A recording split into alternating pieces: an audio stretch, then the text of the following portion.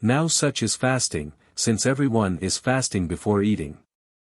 Therefore fasting is not an act of virtue. On the contrary, it is reckoned together with other virtuous acts, 2 Corinthians 6 verses 5 and 6, where the Apostle says, in fasting, in knowledge, in chastity, etc., vulgar, in chastity, in knowledge. I answer that, an act is virtuous through being directed by reason to some virtuous, honestum, cf 145 Quetzales, 1, good. Now this is consistent with fasting, because fasting is practiced for a threefold purpose.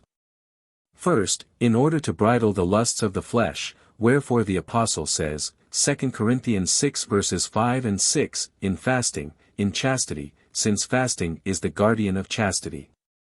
4. According to Jerome, contra Jove. 2. Venus is cold when Ceres and Bacchus are not there, that is to say, lust is cooled by abstinence in meat and drink.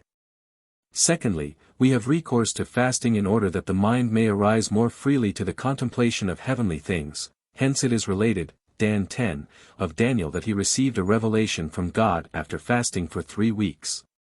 Thirdly, in order to satisfy for sins, wherefore it is written, Joel 2 verse 12, be converted to me with all your heart, in fasting and in weeping and in mourning. The same is declared by Augustine in a sermon, De Orat. Et Gigen. Serm. 72, CCXXX, De Tempore, fasting cleanses the soul, raises the mind, subjects one's flesh to the spirit, renders the heart contrite and humble, scatters the clouds of concupiscence, quenches the fire of lust. Kindles the true light of chastity. Reply Obj. 1. An act that is virtuous generically may be rendered vicious by its connection with certain circumstances. Hence the text goes on to say, behold in the day of your fast your own will is founded, and a little further on, Isa. 58:4, you fast for debates and strife and strike with the fist wickedly. These words are expounded by Gregory, Pastor. 3:19, as follows, the will indicates joy and the fist anger. In vain then is the flesh restrained if the mind allowed to drift to inordinate movements be wrecked by vice.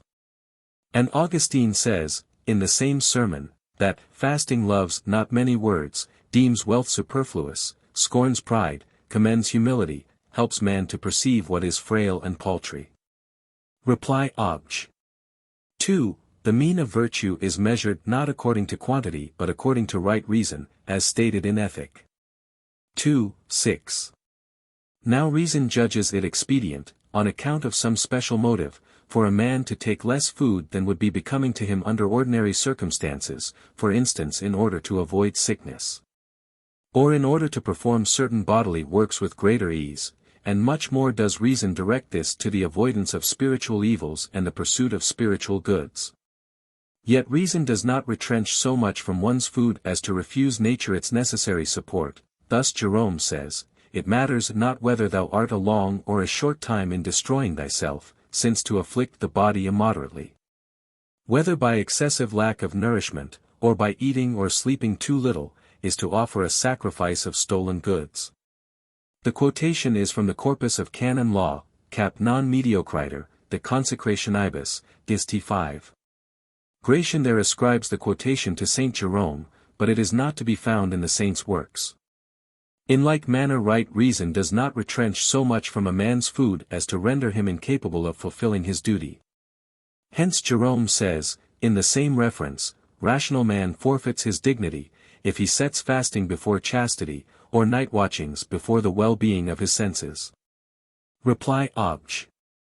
3. The fasting of nature, in respect of which a man is said to be fasting until he partakes of food, consists in a pure negation, wherefore it cannot be reckoned a virtuous act. Such is only the fasting of one who abstains in some measure from food for a reasonable purpose.